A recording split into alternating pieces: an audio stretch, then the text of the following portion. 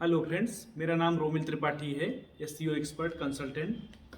And मुझे around 13+ year का experience है एसईओ इंडस्ट्री में। और हमारे पास अराउंड इस समय 70+ क्लाइंट हैं जिनके लिए हम काम कर रहे हैं। प्लस हमारे पास इन हाउस भी प्रोजेक्ट हैं कई सारे जिनके लिए हम इस समय काम कर रहे हैं। जैसे 365doctor.in है, तो 365doctor.in का डेली का जो ऑर्गेनिक ट्रैफिक है अराउंड 12,000 ऑर्गेनिक ट्रैफिक अब हो गया है हमारे पास। इसी तरह हमारे पास और सारे पोर्टल हैं, मोबाइल का भी पोर्टल है। बेसिकली जितनी भी कैटेगरी जो लोग गूगल में सर्च करते हैं उसको हम इम्प्लीमेंट कर रहे हैं और उससे हम अपनी वेबसाइट पे ट्रैफिक जनरेट कर रहे हैं। मोबाइल हो गया, कार है, तो इस तरह हमारा प्लान है। और जो हमारी मेन वेबसाइट है SEOfirststep.in, बेसिकली जो हमने एजेंसी के लिए जो सर्विस हम प्रोवाइड करते हैं उससे रिलेटेड है।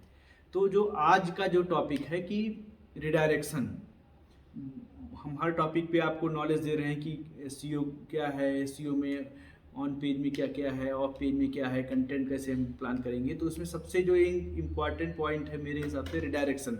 अगर आपकी वेबसाइट ओल्ड है, मतलब नई वेबसाइट के लिए तो रिडायरेक्शन की उतनी कोई ज़रूरत ही नहीं, एकदम नया आप कर रहे हैं। लेकिन अगर आपकी वेबसाइट पुरानी है तो रिडायरेक्शन आपके लिए बहुत ही इम्पॉर्टेंट है।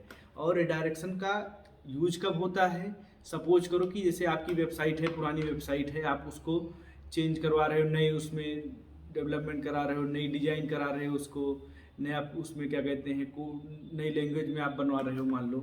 तो उसमें क्या होता है कि जो आपका यूआरएल का स्ट्रक्चर है, मेनली बेसिकली होता क्या है कि यूआरएल ही गूगल में आपका यूआरएल ही रैंक करता है, यूआरएल का ही रैंकिंग में आते हैं। तो होता इसमें क्या है कि सपोज करो कि आपका कोई यूआरएल रैंक कर रहा है वो, और आपने ध्यान नहीं दिया और आपने जो आपकी पुराने यूआरएल थे वो चेंज हो गए नए यूआरएल में, और आपने ध्यान नहीं दिया वो यूआरएल नए बन गए। तो हमें तो लगता है कि हाँ हमने चेंज कर दिया है, लेकिन गूगल की नज़र में वो सारे यूआरएल नए हो गए एक हिसाब से। तो हमें वहीं एक रिडायरेक्शन, और रिडायरेक्शन में भी 301 रिडायरेक्शन की ज़रूरत पड़ती है। 301 रिडायरेक्शन क्या होता है कि सपोज करो आपका यूआरएल का स्ट्रक्चर कोई भी रहा हो, मान लो 365doctor.in बेस्ट न्यूरोलॉजिस्ट इन लखनऊ, ये यूआरएल का स्ट्रक्चर आपका था।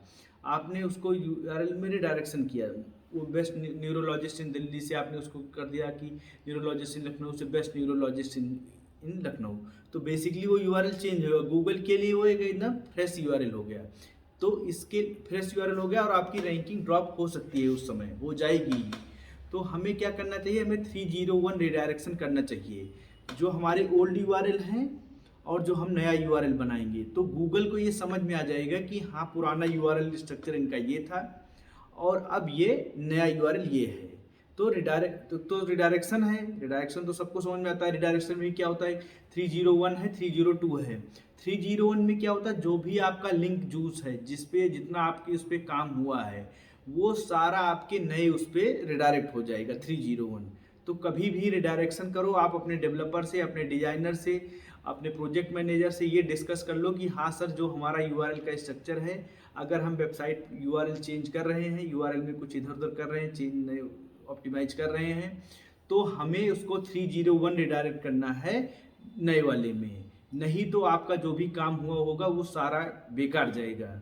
तो कभी भी रिडायरेक्शन सबसे इम्पॉर्टेंट है। अगर आप अपनी वेबसाइट को चेंज कर रहे हैं यूआरएल में, और उसमें भी 301 रिडायरेक्शन आपको करना चाहिए। 302 क्या होता है? परमानेंट रिडायरेक्शन नहीं होता है।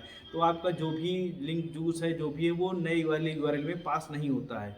लेकिन 301 रिडायरेक्शन में क्या होता है कि आपका पुराने वाले यूआरएल का जितना भी आपका काम होता है वो सारे नए वाले में हो जाता है। हाँ 2-4 दिन आपको 5-10 दिन वो लगेगा कि ड्रॉप हुआ है, लेकिन उसके बाद फिर ऑटोमेटिकली आपके सारे पेजेस आ जाएंगे।